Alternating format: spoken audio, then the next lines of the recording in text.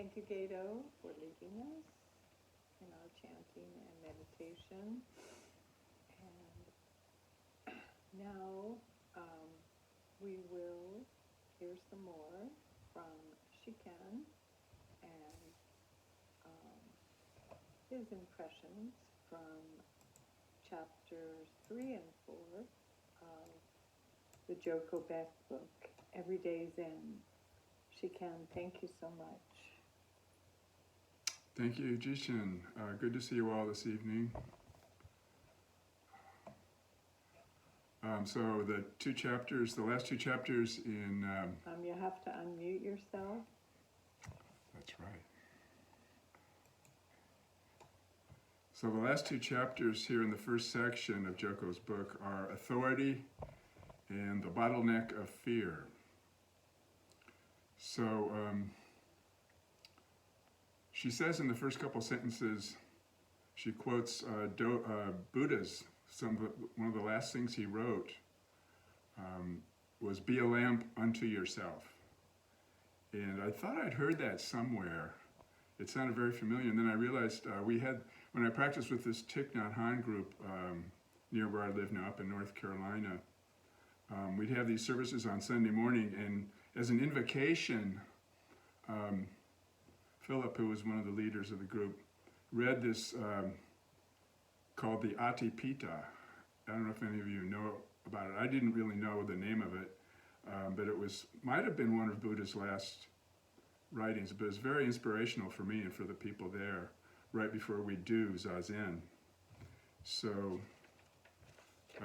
it's real short here. It's, dwell. You are the light itself. Rely on yourself. Do not rely on others. The Dharma is the light. Rely on the Dharma. Do not rely on anything other than the Dharma. So this reminded me of a little saying of Yogananda's that I mentioned a few weeks ago, where he said, God, or infinite consciousness, is the electricity, and human beings are the light bulbs. So for me, what that reminded me of is that our experience is known and lit up by the light of the Dharma, by the light of awareness. And our experience in the world is a reflection of that light. And like Steve said last week, he was at the beach and he noticed the peacefulness and the beauty of nature. And when we notice the peace and beauty of nature, it's our own beauty and peace being reflected as the outside world. So, our experience is then being reflected as the outside world itself. So in this way we can begin to realize that awareness is always shining, our awareness, infinite awareness, is always shining with the same brightness. Seemingly behind, but also right in the midst of all experience, and all experience is saturated with its presence. And all we need to do is to turn around with an open heart and surrender to the life force. And several weeks ago we talked about Dogen's third successor, Kazan, and his record of transmitting the light. And there was one sentence that I forgot to read from that really confirms this about the total surrender. He says, mind, the objective world, delusion, and awakening are all nothing but names for the one true self. All that we are and do is a result of its presence. It gives us life, makes us die, and we see and hear through the presence of this. It is the source of our minds and bodies, and even the use of ordinary discriminative thinking is the doing of the true self.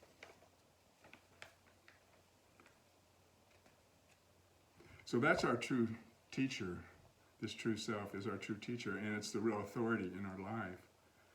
And in the student-teacher relationship, it's, as students, when we're starting out, we have this need to project our own inner authority, our own inner teacher onto the human teacher. And, that's a normal process, and it happens all the time.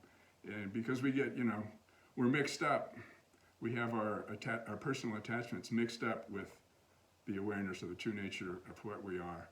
And there's a lot of underlying desires and fears that we feel sort of out of control. And so we want somebody, like Joko says, we need somebody to tell us what to do. But Suzuki Roshi always said, if you're not attached to the teacher will show you the way to yourself. So the human teacher is kind of a role model for this surrender to our true nature. And we see the reflection, as students, we see the reflection of that in the human teacher. Most teachers I know of don't really think of themselves as teachers. They recognize they're considered that, but they don't really feel like they're a teacher. And that's how I feel.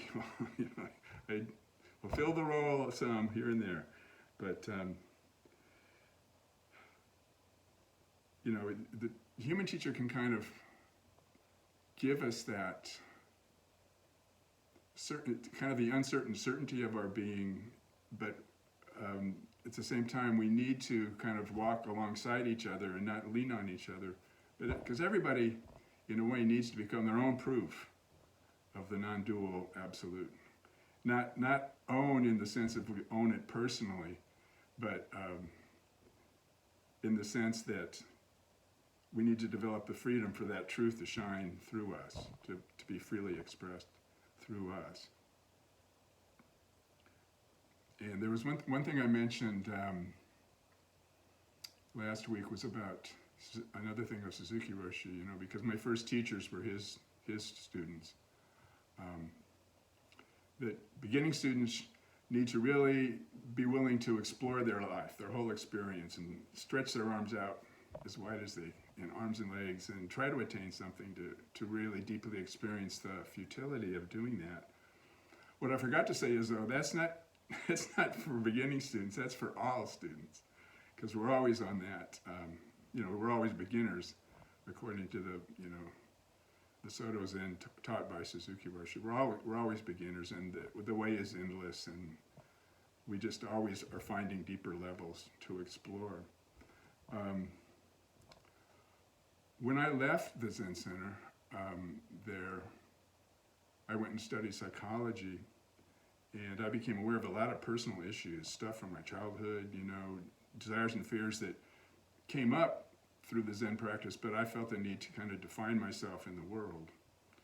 And part of what I did, I went into classes, and one thing we studied, and this relates to going into the bottleneck of fear, and Joko talks about how we're in this contracted state, and we actually make this decision that our self is this contracted state,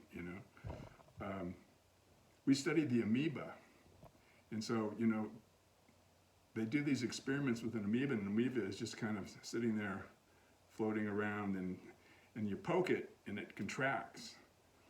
And then after a while, it'll kind of relax and expand again. And then you poke it, it'll contract, and it might take a little longer, then it'll expand, relax. Poke it again, it'll take longer, and then it'll expand. Do it 4 or 5 times, it contracts, and it stays contracted.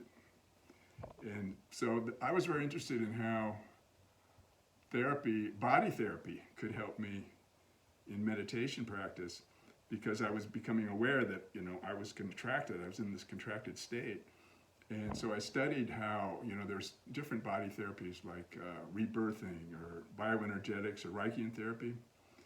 And you study how, we have these emotional traumas, partly from our childhood, from all the fears, like, how young girls have these standards of perfection they always have to live up to, and boys have to, like, suck it up and be tough, and there's no crying in the locker room, So we contract when, we have all these emotional needs were not met. And, I don't really blame my parents, because they didn't know. They were under the same system of like, you are this little container of self, and you have to adjust to the world and hold your feelings in and just, adjust to this life. It's rough and tough.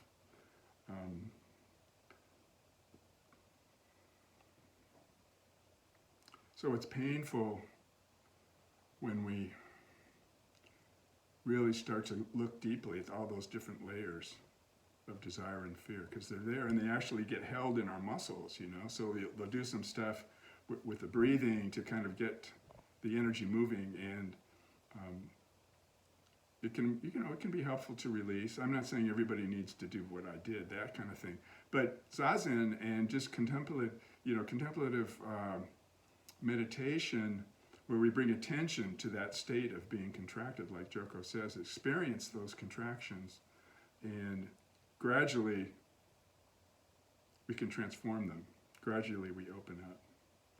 But, even after we have an intellectual realization that there is no separation, that we're all one, there's still many layers, deep feelings, deeply defended fears and desires that we hold in the body. On the higher level, it's all in the mind, but it's a real reality for us here in this body, and we feel stuck in this body. That, maybe it's 10% belief, but 90% of actual feelings in the body, we fear pain. And so meditation, a big part of meditation is developing the courage to face that stuff. And Joko's a very good teacher for that, because she doesn't beat around the bush. She says, this is the way it is, and this is what we have to do. We have to practice our whole life, right? And there's always, it gets kind of frustrating, because you will find there are deeper and deeper layers. Unless we go down to the well, to the bottom, then we don't really complete the process. We don't really know who we are in our own experience. So it's kind of sad, The thing is, we have this practice, and it does work if we stay with it and we're committed to it. It's sad that there is so much fear in the world, and our polarized culture here. It's like, I live in Appalachia, about 40 miles from Asheville, up here in North Carolina. It's like, with this polarized political situation we have. I have friends who will say, if you go to a gun store, the shelves where the ammunition is are completely empty. Everybody's buying all this ammunition. It's like, what is going on here, And then that January 6th thing, and so, there's the Buddha saying we can just kind of go over and drop a few drops of compassion and love, and hopefully things will get better. But we do need to really, to really help the world, we need to start with ourselves. Become our own proof of the peace and unconditionally accepting nature of our true being. And really explore not just the nature of our thinking, we certainly have talked enough about that, but also the nature of our sensations. That we can learn to be with our true nature that's always, gives rise to them and makes them possible, but is always accepting them, and we can gradually realize there's no real thing there to be afraid of. There's no real entity. There's no edge to them. They don't have a size. They're never any farther or closer away from us. And we can gradually open up that bottleneck of fear. And that really is accepting the opening up to our innate peace and happiness. That's our true nature for that. So I guess that's what I have to say today. So thank you.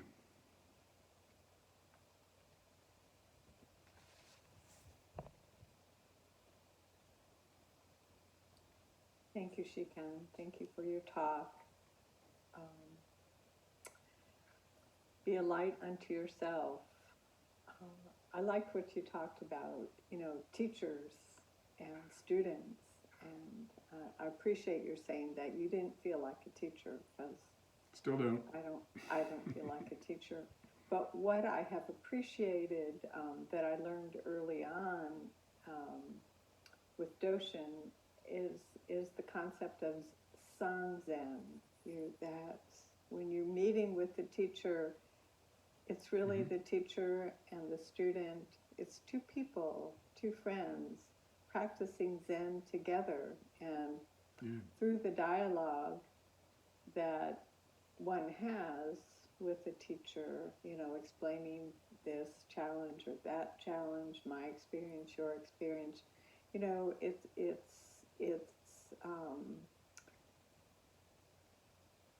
it's a way of cementing a relationship and a way of seeing that really we are just community. We are all teachers to ourselves, teachers to other people, whether we have the title teacher or not.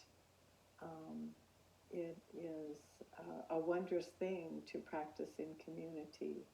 Just like in these meetings here, so very often someone will say something that maybe has never said anything before, and that may be the one sentence or two sentences that another person really needs to hear.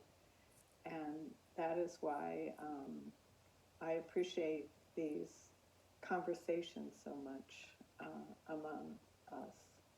So thank you. And now, you all know the drill. I would like to hear from you. I would like you to teach me what you learned from these two chapters in Joko Beck. So please bow in and unmute yourself and join the party.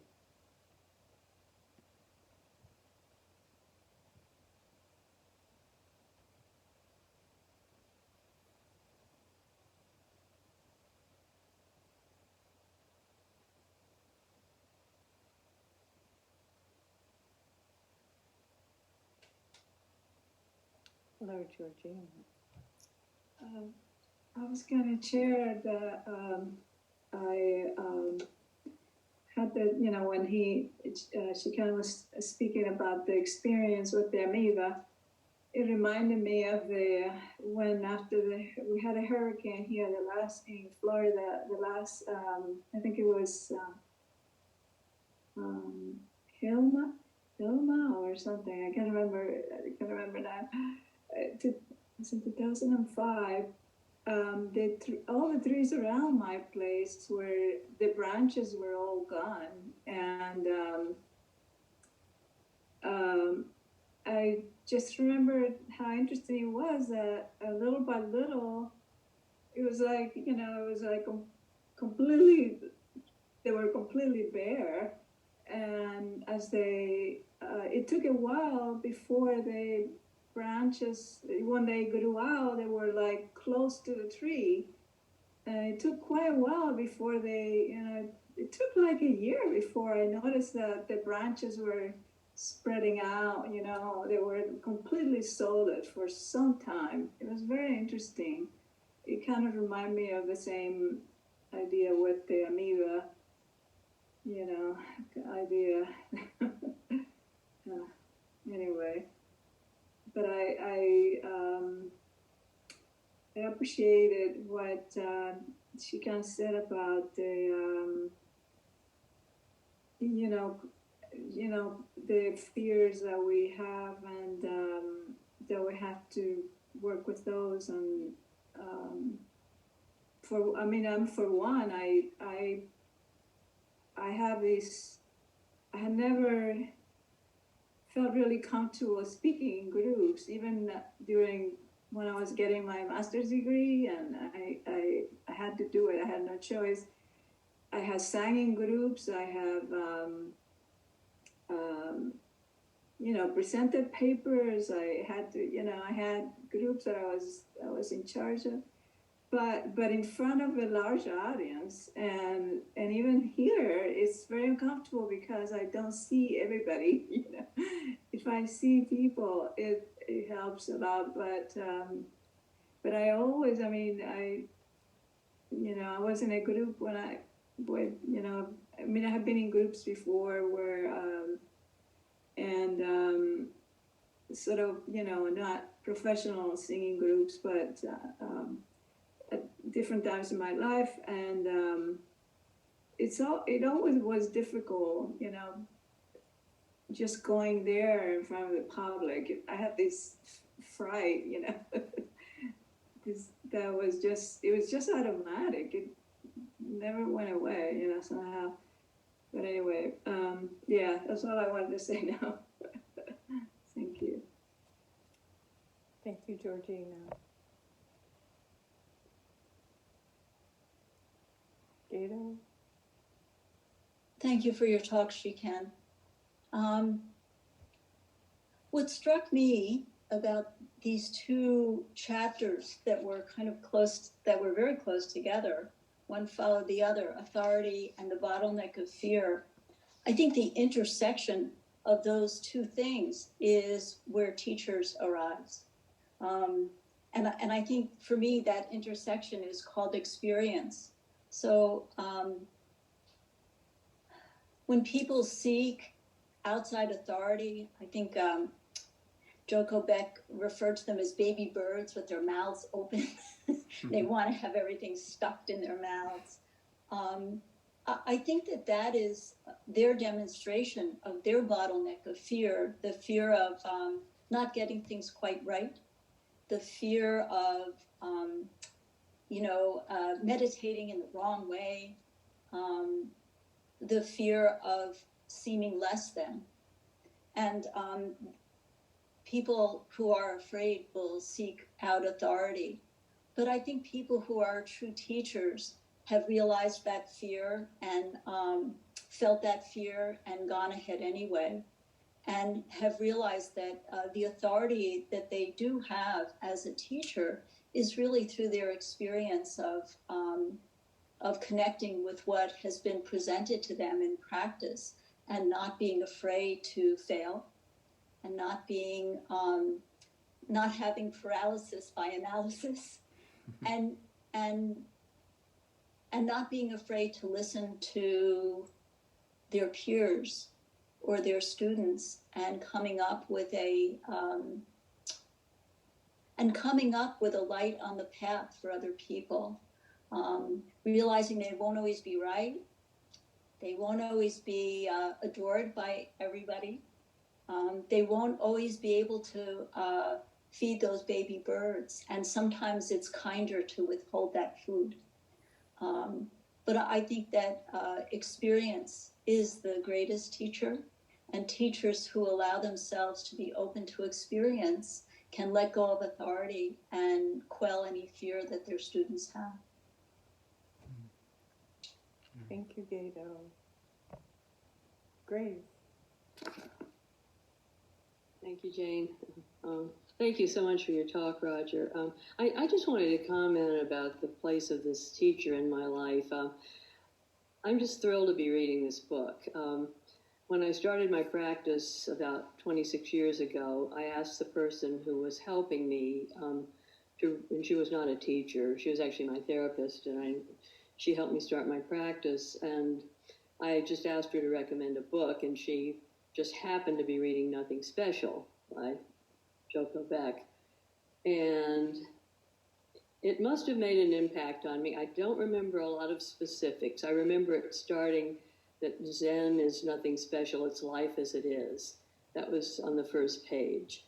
And so, I was teaching full-time at the time, and I got up every morning and did a little meditation, and I read one page of that book till I got through it. As many pages as there are in that book, it took me that many days.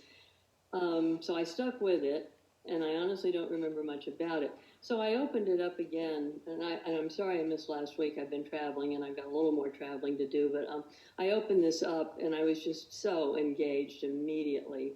It's like she's speaking to me. It's exactly what I needed about being in just, something simple like being in the present moment. I just needed somebody to be really, really forceful with me about that.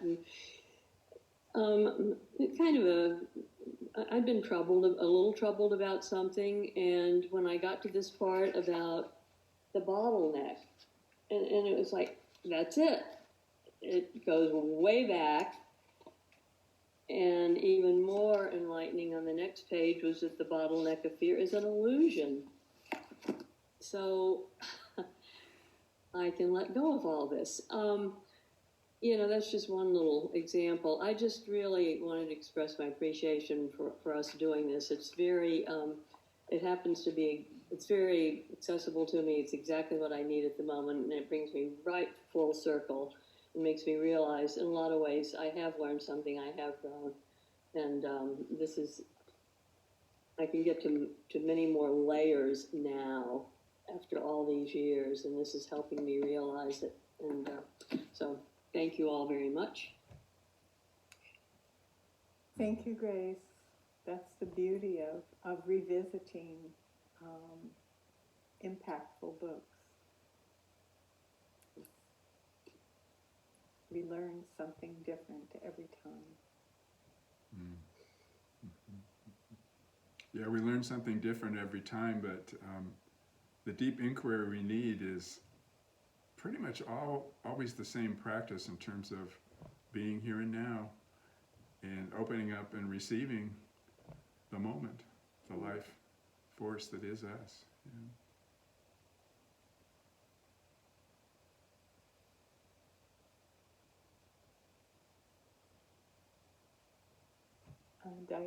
Daiji, hello? There we go. First of all, thank you very much, Roger. My problem has never been with seeking authority. It's been with rejecting all authority. I just had, that's been a struggle for me always. I don't like it and I bristle under it. But finding out a long while ago, but seeing it expressed the way that Joko has said, and indeed as you have said tonight, Roger, that the authority is you. It's life itself. It's not you as in, I know best. It's you as in appreciating life as it is.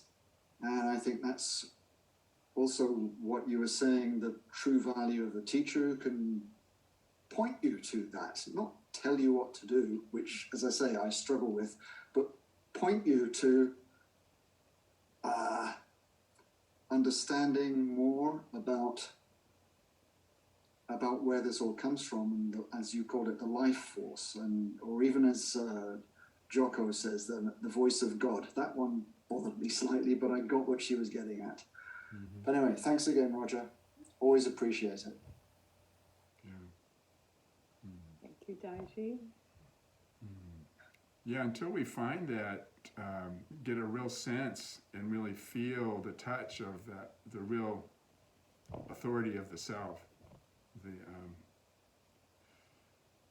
imperturbability of it, and the steadfastness of it, and the unconditionally supportive nature of it, then that contracted self, that fearful contracted self, that is our authority. That's what's driving us.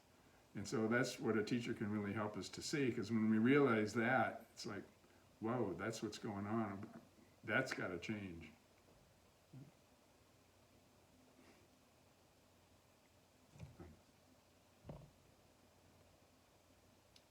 Sochi?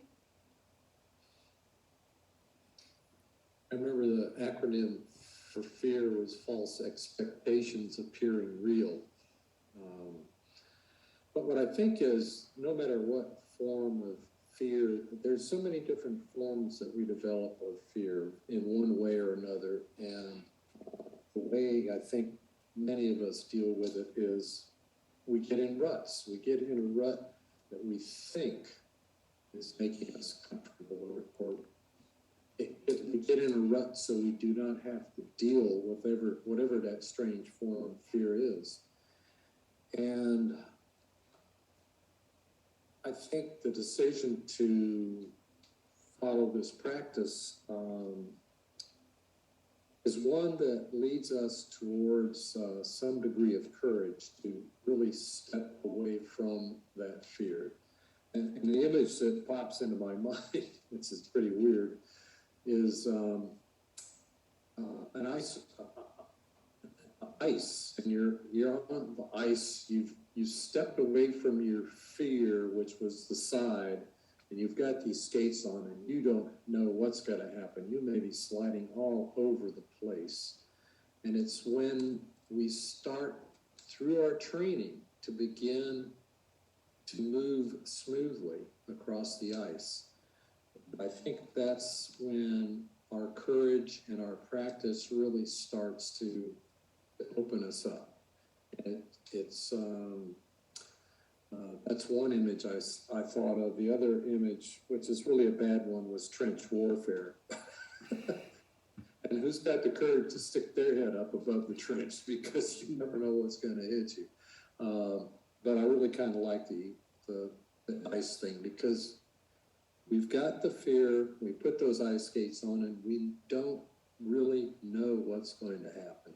Even though we see a lot of, quote, experts or teachers who are, doing pirouettes and whatever it is, quadruple luges or something. I don't remember all the names they have for ice skating, but, just learning to skate forward, I think, is a great thing for all of us.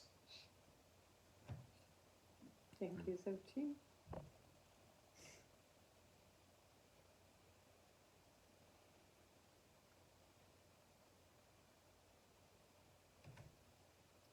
Kato?